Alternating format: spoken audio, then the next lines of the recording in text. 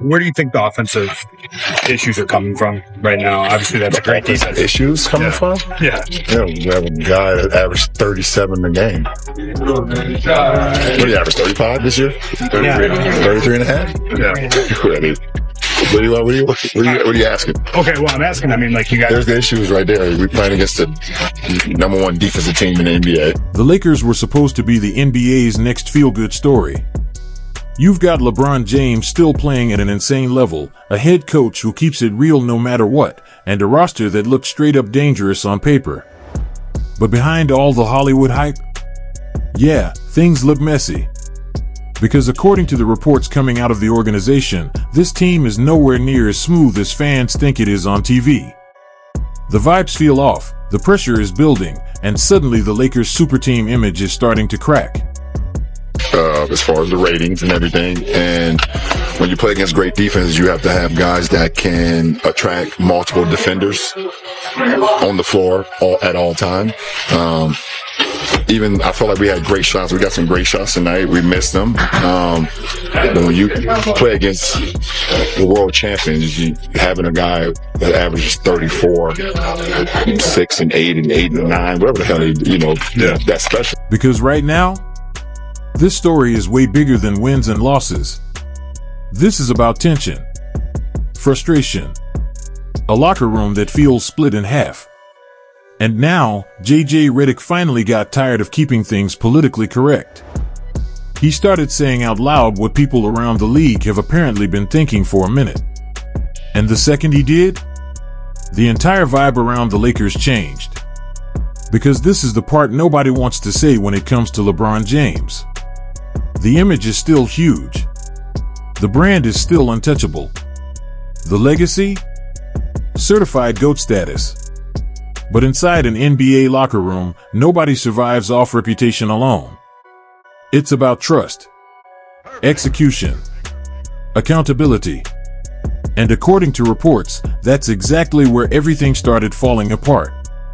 The breaking point really hit on Christmas Day 2025, when the Lakers got absolutely cooked by the Houston Rockets 119-96. And nah, that wasn't just a bad game. That was the type of loss that exposes everything. The Rockets were flying around the court, moving with energy, making quick reads, playing loose and confident. Meanwhile, the Lakers looked completely lost. No rhythm. No communication. No clue who was supposed to be where. It looked like five guys playing pickup instead of a contender chasing a ring. And that's when the tension really started boiling over. What made it even worse? This happened right after LeBron came back from injury. That timing matters. This was supposed to be the moment the Lakers got whole again. Instead, everything got messier. The chemistry looked off. The offense slowed down. The energy disappeared. And suddenly everybody started asking the same uncomfortable question. Why does this team fall apart every time LeBron comes back into the lineup? That's what made JJ Redick's press conferences feel so explosive. Because he wasn't dancing around the issue anymore. He kept hammering the same points over and over.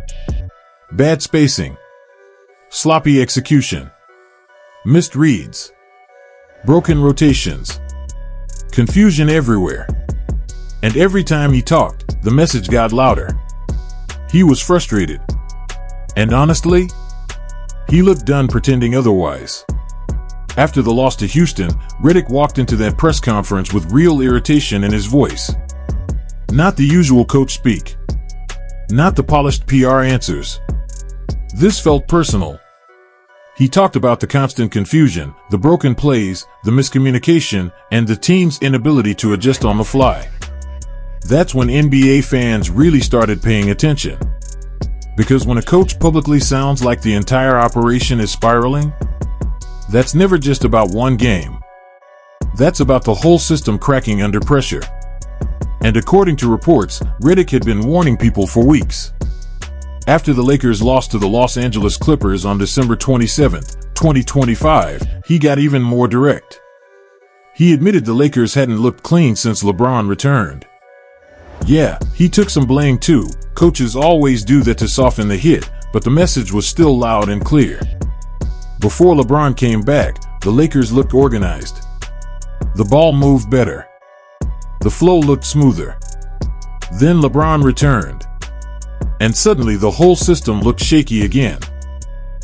He's hearing that noise, bro. You can't tell me he's not hearing that noise. He's not like, oh, you see, he has kids. Yeah. They showing Came him. out Right. like, why does everyone, paint me out to be the villain now? I'm like, bro, stop. yeah. Like how LeBron handles it though. He never says nothing. He handles it like the king. He keeps it professional. Keeps it on the court. He go crazy. But again, when you comparing the two, like, why the fuck would Bron answer to Dylan Brooks? Yeah. Exactly. Who are you? Who are you?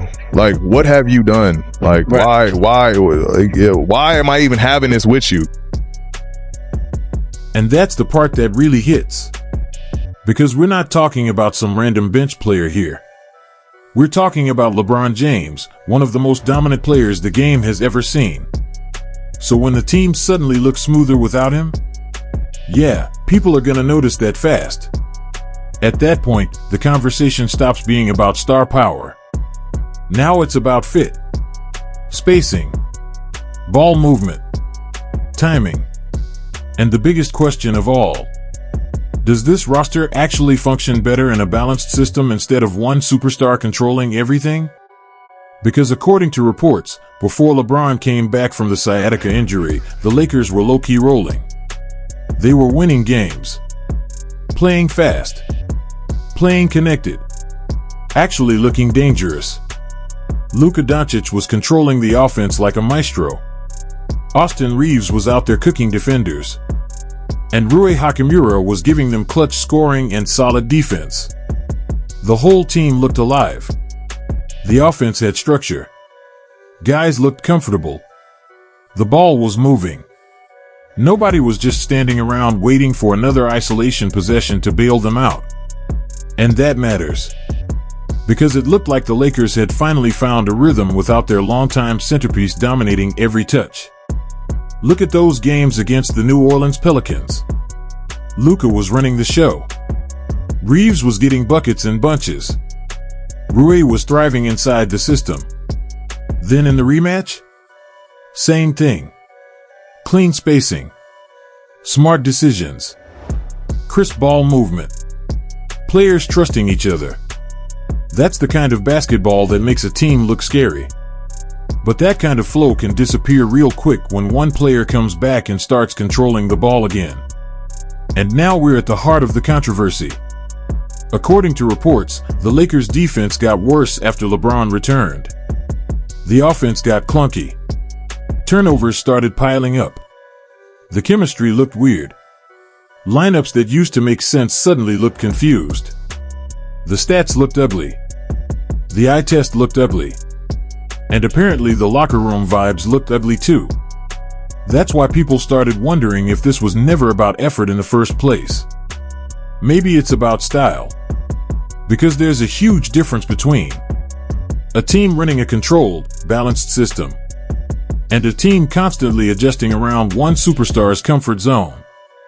And if the supporting cast is thriving before the dominant ball handler returns, but everything gets messy after he comes back, NBA fans are not gonna ignore that. They're gonna talk. Loudly. Meanwhile, JJ Redick kept pushing the issue harder and harder. He kept pointing out the same problems. Too many turnovers. Too many blown reads. Too many broken possessions. Too many bad decisions at the worst possible moments. So when Redick said the Lakers weren't valuing the basketball, that wasn't just coach talk. That felt like a warning shot. Because there's a big difference between we need to clean things up and the system is falling apart because guys aren't running things correctly. That's when people start thinking there's something deeper going on behind closed doors. And then came the confrontation rumors. According to the reports, after that Christmas Day disaster, Redick and LeBron allegedly went at it privately. Now obviously, stuff like that is hard to fully verify from the outside. But the body language? The tone? The reporting? It all pointed toward a real shift. This didn't feel like a normal coach-player disagreement. This felt personal. Structural. Bigger than basketball. Then things got even more interesting with DeAndre Ayton. When reporters asked about Redick saying practices and meetings were going to get uncomfortable, Ayton laughed. And honestly, that laugh spoke volumes. Because when a coach is publicly frustrated, but players react like it's not serious, it creates this weird feeling that nobody inside the room wants to fully confront the issue. And that's the kind of energy that can quietly wreck a locker room. Then there's the biggest factor of all, the LeBron effect. According to the reports, Ayton basically hinted that not everybody feels comfortable telling LeBron what to do on the court. That's a massive statement if it's true. Because once a superstar reaches that level of power, accountability gets tricky. Nobody wants to challenge the king. Nobody wants to be the teammate saying, "Yo, this isn't working." And nobody wants to be the coach forcing the GOAT-level superstar into a role he doesn't like. That pressure changes everything inside a franchise. Which is why NBA fans immediately started connecting this situation to LeBron's history with coaches. The pattern feels familiar. Coach comes in. Things work for a while. Then tension builds. Pressure rises. And eventually the coach becomes the easiest target. People started bringing up David Blatt. Then Frank Vogel. And whether that reputation around LeBron is fair or not, it still follows him everywhere. So when JJ Redick, a first-year coach in the eyes of the public, refused to stay quiet and started calling out accountability issues publicly, NBA fans saw it as way bigger than one bad press conference. They saw it as a direct challenge to LeBron's influence over the team. A coach refusing to back down. A franchise caught between comfort and honesty. And then, Draymond Green stepped into the conversation. Said thing, you get better at that thing. Mm-hmm. And that thing then does more for you than you're necessary. Like, I've invested so much time in the basketball.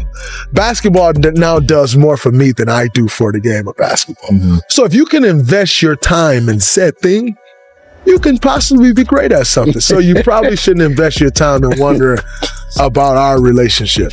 But yeah, how I separate the two though is like, at the end of the day, I'm trying to win these basketball games and I'm trying to win these championships. And that's where things get dangerous. Because the second a franchise has to choose between the coach and the superstar, somebody loses. If the team sides with the coach, the superstar feels disrespected. If they side with the superstar, the coach loses the locker room instantly. And if the front office tries to play neutral, everybody notices that too.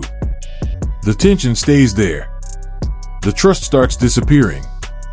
And in an NBA locker room full of veterans and big personalities, that kind of uncertainty can destroy chemistry faster than a missed game winner. That's why the numbers matter so much here. Because according to the reports, the Lakers' best basketball happened before LeBron James came back. Not after. Before. And for a player of LeBron's caliber, that's a wild thing to even say out loud. But that's exactly why this story has exploded online. Fans aren't just reacting to drama anymore. They're reacting to what they're seeing on the court. The Lakers genuinely looked more functional when the offense wasn't completely revolving around LeBron. And once Luka Doncic became the main guy running the show, that difference got even more obvious. Because Luka has completely changed the direction of this franchise. That's not hype. That's not some crazy hot take. That's the reality the Lakers are slowly